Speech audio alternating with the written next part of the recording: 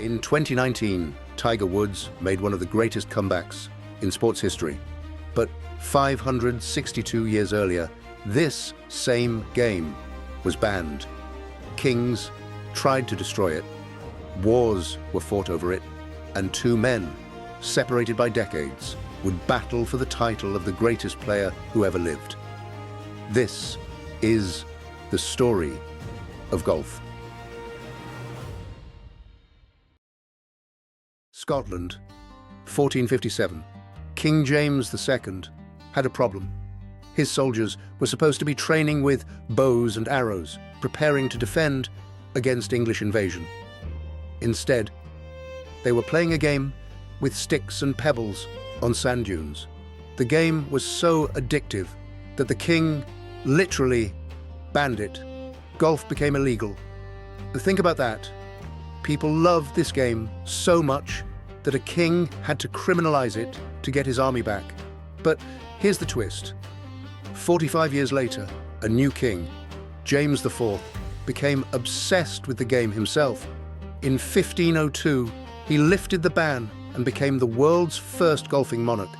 Golf went from criminal activity to royal sport overnight. And this is where it gets interesting.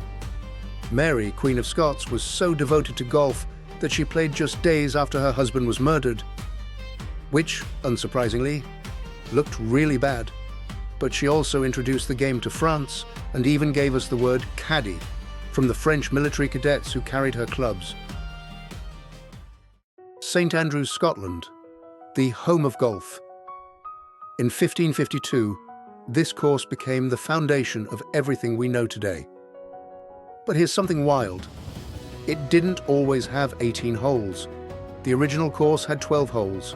Players would go out 12 holes, then come back playing 10 of them twice, making 22 holes total. Why 22? Because the Society of St Andrews was founded by 22 noblemen. But by 1858, they reduced it to 18 holes, and the Royal and Ancient Golf Club declared one round of the links, or 18 holes, is considered a match. That decision shaped every golf course built after. In 1682, the first international golf match was played at Leith near Edinburgh, Scotland versus England. Two Scottish players, the Duke of York and George Patterson, absolutely destroyed the English noblemen. And golf's competitive fire was born. But for most of history, golf was only for the rich. Early golf balls, called featheries, were made by stuffing boiled chicken and goose feathers into cowhide. Each ball took hours to make by hand. But in 1848, everything changed with the gutta percha ball. Made from Malaysian tree sap, suddenly golf balls could be mass-produced. The Industrial Revolution arrived. Railways connected cities. Golf exploded across the world. Royal Blackheath, near London, 1766. The first club outside Scotland. Then came Bangalore, India, in 1820. Royal Montreal in 1873. And in 1888, St Andrews Golf Club opened in New York. By 1895, Van Cortlandt Golf Course in the Bronx became the first public course in America. Golf wasn't just for aristocrats anymore. It was becoming the people's game. And then came the tournaments. The Open Championship in 1860, the US Open in 1895. But it would take legendary players to turn golf into a global obsession.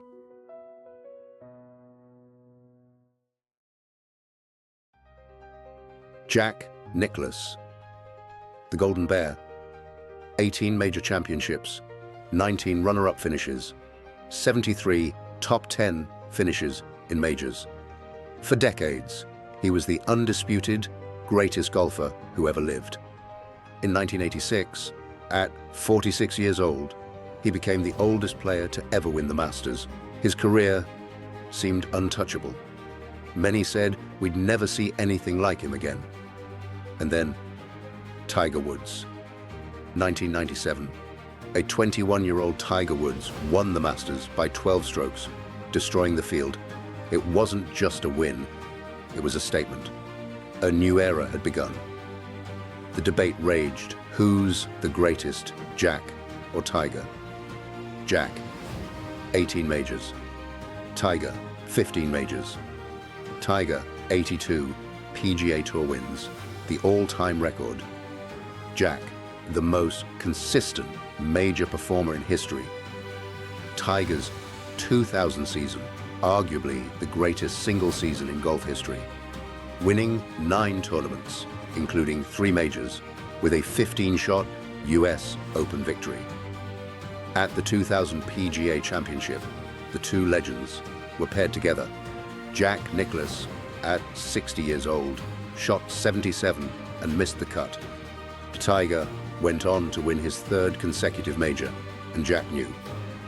Walking off the course, Nicklaus thought, "Man, you need to pass the baton. You can't compete in this anymore." The torch had officially passed. At his peak, Tiger was statistically more dominant than any golfer in recorded history. Gary Player said, "Jack was never this dominant." Johnny Miller called Tiger unlike anything in history. But injuries derailed Tiger's chase for Jack's record. By 2019, he'd won just 1 major in 11 years. Then came the 2019 Masters. After multiple back surgeries, a car accident, and years of doubt, Tiger roared back. At 43 years old, he won his 5th green jacket. The comeback was complete. So, who's the greatest? Here's the truth. It depends on what you value. If you value major championships and longevity, Jack Nicklaus is your GOAT. 18 majors, 19 runner-ups, competing at the highest level for over 2 decades. If you value peak dominance and shot-by-shot brilliance, the answer is Tiger Woods. The lowest scoring averages, the most PGA Tour wins, and a level of intimidation no one has ever matched. But here's what both men proved. Golf isn't just about hitting a ball into a hole. It's about mental toughness, precision under impossible pressure, and the ability to inspire millions. From a banned game played with pebbles on Scottish sand dunes to a global phenomenon with 66 million players worldwide and counting, golf has survived wars, royal decrees, and the test of time. And the debate, Jack versus Tiger, that debate proves golf is alive and thriving, because in the end, the greatest thing about golf is that the story is still being written. What do you think? Jack or Tiger? Drop your vote in the comments below.